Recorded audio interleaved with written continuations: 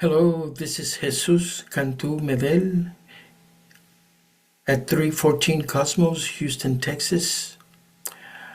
Today I'm going to share with you the experience that I had in November of 1987 when I traveled to Ghana, West Africa, Barcelona, Spain, and the United Kingdom. I'm going to be using the field notes that I took in those countries. And these are the original copies of the field notes that I have in my private collection. A little background on how this project began.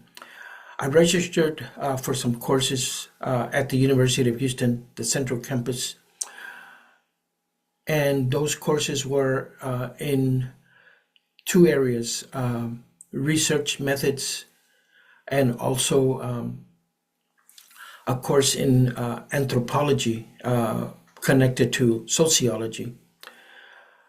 I first got the idea because my grandfather, Feliciano Torres Medel, was a shoemaker, a candy maker, and a beer maker. So I wanted to follow my grandfather's tradition with regards to the art of making shoes. So I decided to go and study the ceremonial and historical footwear of those three countries that I just mentioned. But I took an academic approach and registered for those two courses at the University of Houston in the fall of 1987. And with regards to my special problems course that I registered for there at the university, I was approved to do my research abroad for that semester. So I left from Houston, Texas at the Bush International Airport and began my journey. So what I'm going to do now is I'm going to read from my memoirs.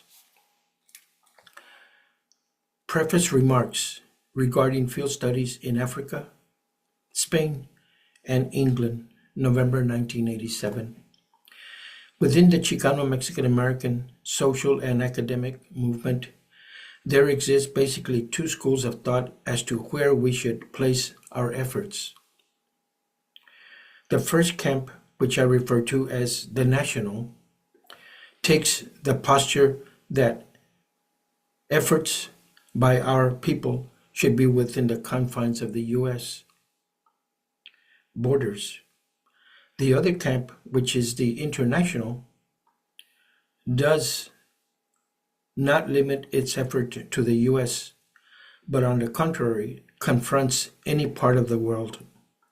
It is of the latter which I favor. Overwhelmingly, mainstream America stereotypes us in believing that we only study Mexican and Spanish specific issues, and our journeys are only in Mexico, primarily. My rationale for traveling abroad is owed to my desire to expose myself to non-European schools of thought, wherever the inquiry or discipline may be. Now, some words as to my intellectual and artistic interest in Ghana, Africa. In the course of writing to worldwide museums, dating at the earliest to 1979, my attention was drawn to a letter received by me by Dr. Alex Mensah, MENSAH, Director of Ghana Museums and Monuments Board. Since my letter to that museum was concerning the theme of art footwear, he responded by making mention of two traditional sandals worn by the Akan ethnic group, namely the Ahenema and Nakaranua type. In terms of aesthetic and cultural terms, these sandals have been a product of practice many centuries over, and they exist today in Ghana.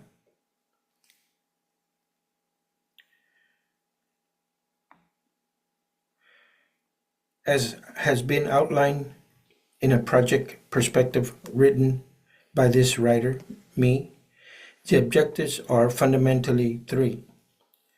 One, collect footwear specimens described by Dr. Alex Mensah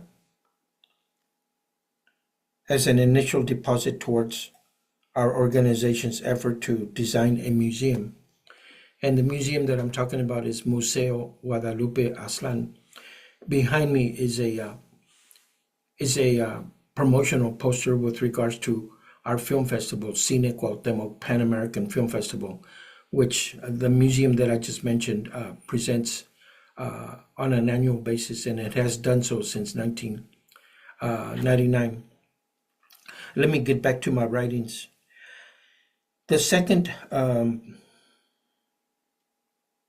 objective was to undertake a task of documenting the practice of sandal making by the Akan via the use of photography. And thirdly, establishing a cultural exchange program with our community at large and museums of Africa wishing to begin such an effort. Within our organization, Artesanías Quinto Sol, as it was in the beginning stages of creating Museo Guadalupe Aslan, Mr. William Galvan has been my greatest supporter of this seemingly difficult project. Academic support has been instrumental in my outlined efforts to initiate this project. First, mention goes to Mr.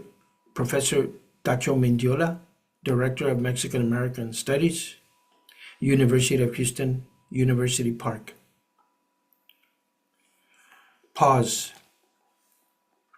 Aircraft beginning to feel friction in flight as I write these notes. It is Dr. Mendiola who has written a letter outlining the provision of exhibit space on campus for the specimens and related items that will be brought back from the continent of Africa, particularly from Ghana. For no less than a decade, our friendship has been supportive of each other in many social, academic, and artistic occasions. Dr. Nestor Rodriguez and Alicia Chavira have been of equal importance.